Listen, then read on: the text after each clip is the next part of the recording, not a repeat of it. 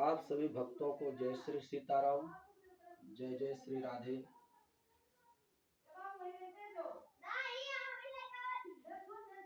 ओम नमोस्तु नीलग्रीवाय सहस्राक्षाय मेढुसे अथो जे अश्वसत्त्वानो हन्तेभ्यो परन्नमः।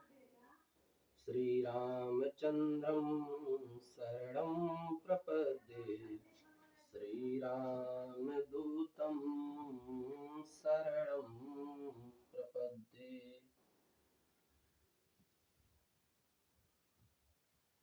आज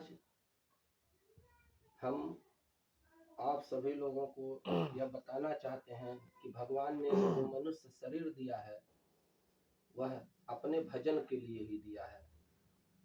देह धरे कर यह फल भाई, भजिए राम सब काम बिहाई। और बड़े भाग मानुष तन पावा, सुर दुर्लभ सदग्रंथन गावा। इस मनुष्य देह धारण करने का यही फल है कि सभी काम छोड़कर भगवान का भजन किया जाए। अब यहाँ प्रश्न ये उठता है कि क्या सब काम छोड़ दिया जाए? घर गृहस्थी का सारी जिम्मेदारी जो भी दायित्व है हमारा, नहीं, उसका निर्वहन करते हुए तन से कर्म करो विधि नाना। इस शरीर से, तन से, कर से कर्म करो विधि नाना, लेकिन मन राख्यो जह कृपा निधाना। शरीर से तो हम नाना प्रकार के कर्म करें, लेकिन मन से गोविंद गोपाल का चिंतन करें। मन से अपने राम जी का चिंतन करें। राम जी के नाम गुण लीला धाम में ही मन रमे, क्योंकि ये मनी राम जी बहुत चंचल हैं। मन ही जीव के बंधन और मोक्ष का कारण है। मन एवं मनुष्याराम, मन एवं मनुष्याराम कारण बंधन मोक्ष। मन ही मनुष्य के बंधन और मोक्ष का कारण है। देखिए, ऐसा नहीं कि हमारा आपका पहला जन्म है, जन्मों जन्मों से यात्रा चली आ रही है। जीव जन्म जन्मांतर के संसृत चक्र में बधा हुआ बार बार आवागमन के चक्र में इस संसार की भवाटवी में भटक रहा है।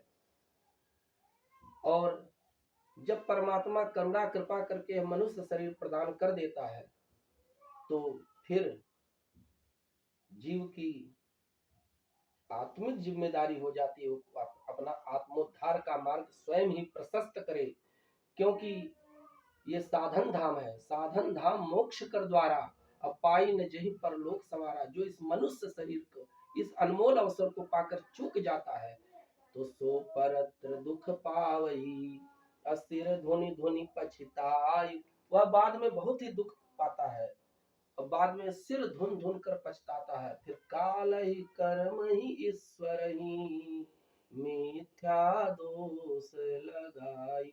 फिर बाद में वह काल को, कर्म को मिथ्या ही दोष देगा, वह ईश्वर को दोष देगा कि विधाता ने मेरे साथ बहुत ही गलत किया, अन्याय किया।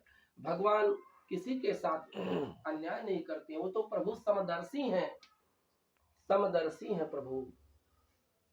बस जीव अपने अपने कर्मों के अनुसार सुख दुख का भोगी है। काहुन को सुख दुख कर दाता, निज कृत कर्म भोग सब भ्राता। देखिए, अस्पृहा लालसा तीन प्रकार की होती है। लालसा कामना, तृष्णा अति बलवान है, ये मरते दम तक रहती है।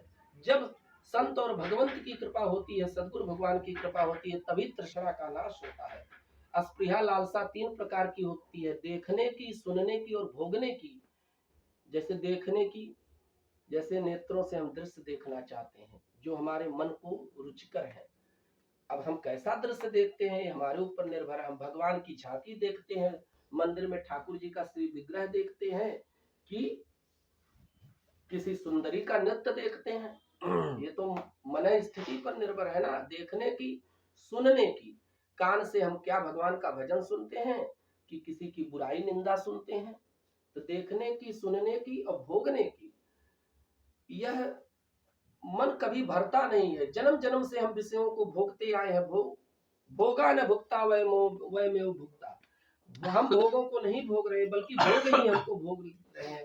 और भोग भोगते भोगते ही जीवन खत्म हो जा रहा है, लेकिन फिर भी मन नहीं अघा रहा है।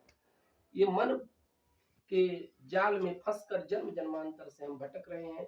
इसलिए मन को स्थिर करके भगवान का चिंतन करें और उन्हीं का भजन करें। इन्हीं शब्दों के साथ मैं अपनी वाणी को विश्राम देता हूँ। जय श्री राम, जय श्री राधेश्याम। हर हर महादेव, जय हर श्री हर राम। महादेव, जय जय श्री